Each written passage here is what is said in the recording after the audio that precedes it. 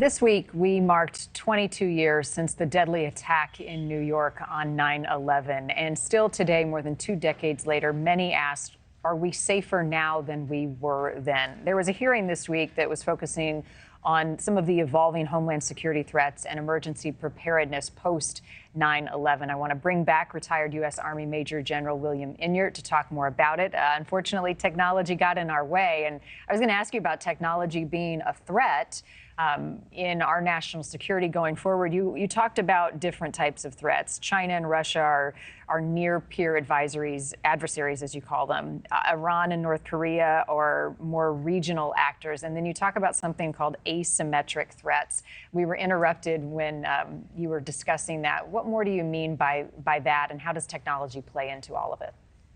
Absolutely, Marni. An asymmetric threat is when a much smaller, weaker opponent uses unconventional weapons or tactics, particularly terrorist attacks, to attack a much stronger opponent. The 9/11 attacks are a perfect example of an asymmetric attack.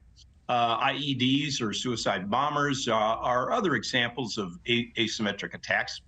And prior to 9/11, although we'd had multiple examples of terrorists seizing passenger planes and holding passengers as hostages or destroying them in midair, we'd never had passenger planes essentially turned into guided missiles.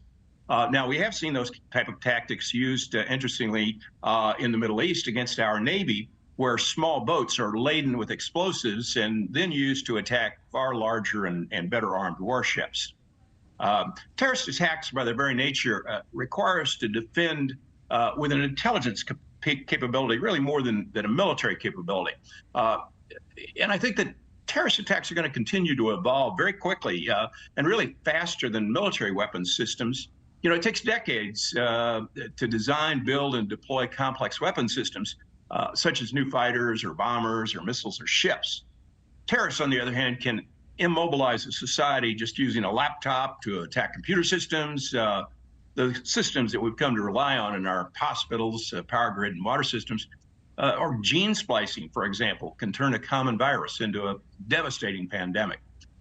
So we constantly have to be aware of where technology is heading and the possible misuses of new technology. Yeah, and I think about AI, right? Planes into skyscrapers wasn't really in the playbook 20 years ago. It now is. And with AI, I mean, the genie's out of the bottle.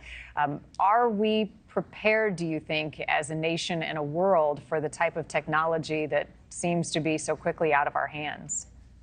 Well, you know, certainly the experts are very concerned about that. And you know, we just simply don't know how these new technologies are going to be adapted to be used. You know, we've seen the Ukrainians just the other day, they used 4 drones the size of dinner plates, to destroy a 30-ton Russian mortar system that cost tens of millions of dollars to build.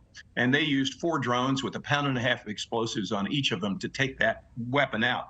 The Ukrainians have trained 10,000 drone operators. You know, this is technology that's being rapidly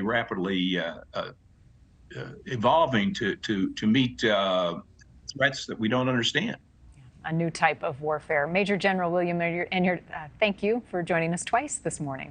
Thank you for watching. Go to newsnationnow.com to find NewsNation on your television provider. And don't forget to click the red subscribe button below to get more of NewsNation's fact-driven, unbiased coverage.